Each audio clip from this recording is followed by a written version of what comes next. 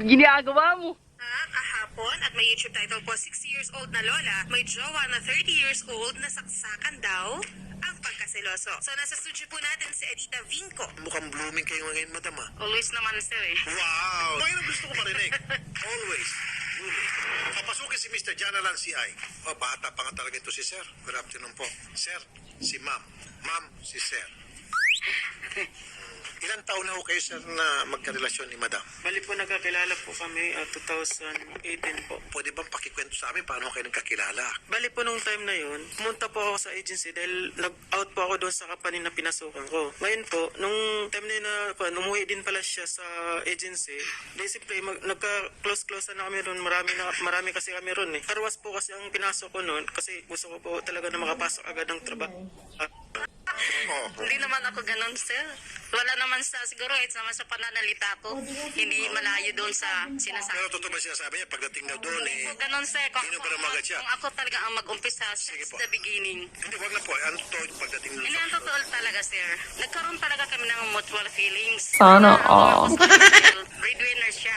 Tapos nung nakapasok na sa car wash, sabi ko, mahirap talaga ang kulang sa yung high school graduate ka lang. Kasi parang ganun lang talaga ang maging trabaho mo. So sabi ko sa kanya, dyan, gusto mo kasi naawa ako sa'yo. At saka yung parang, yung sa awa, naramdaman ko na hindi na rin awa yung feeling ko sa kanya.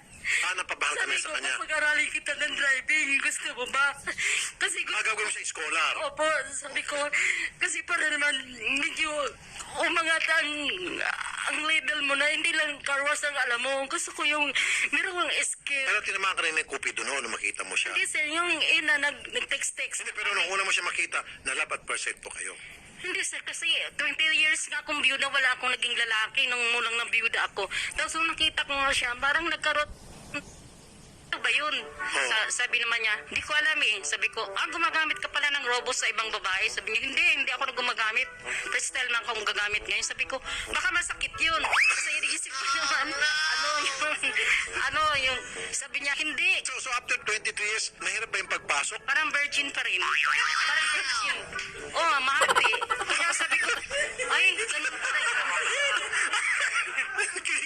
Kinikilig si Sherry. Hindi sir, kasi Virgin pa rin daw, Sherry. Sarap ng ganun eh.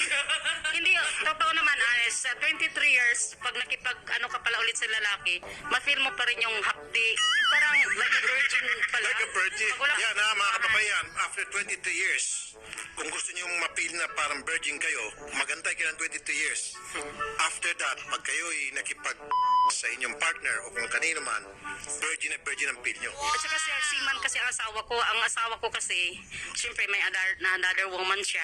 Ako naman nagbi-business ako. Ini-enjoy ko yung, bahala siya, lalaki naman siya. Ako talaga, napakatino ako. Nagnegosyo ako. Para walang masabi yung asawa ko na nalalaki ka, nambababae ako. Talagang pinaniligan ko na marespeto ako, mataas ang moral ko. Yun, nagkaigihan na kayo hanggang sa, paano ba kayo, everyday? Sir, pwede ako Everyday ba o ano? Ang alin po? Ano mo na yung boom boom boom? Ay, nung nagsama kami, siyempre din man maiwasan yung nag-stay in kasi ako dahil sabi niya, Gano'n kadalas? kalabit po. ako every, Kalabit. Sino pa nagkalabit siya? natural kakalabit Pagka- ako. pagka- Alam naman si Oo, kapit pagbigyan. Oh. Ang sasabihin niya, siguro may babae ka. So, ilan ba siya kumakalabit sa isang gabi? Isang beses lang kaya. Kasi galing ako sa trabaho, pagod din, siyempre, Oh. para wala nang gulo, sige.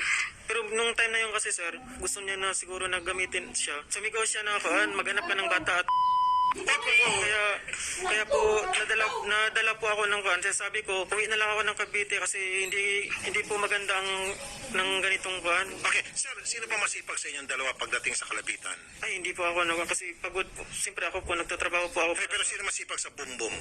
Siya po talaga. Sana all. Okay. Pero tinuruan mo ako.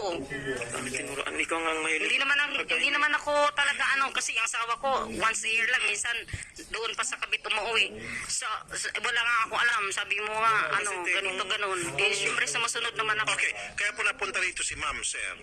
Ay sobra ka raw siloso. Marami pong text po, Sir Rapi, na Please like and subscribe my YouTube channel, Kisimple TV.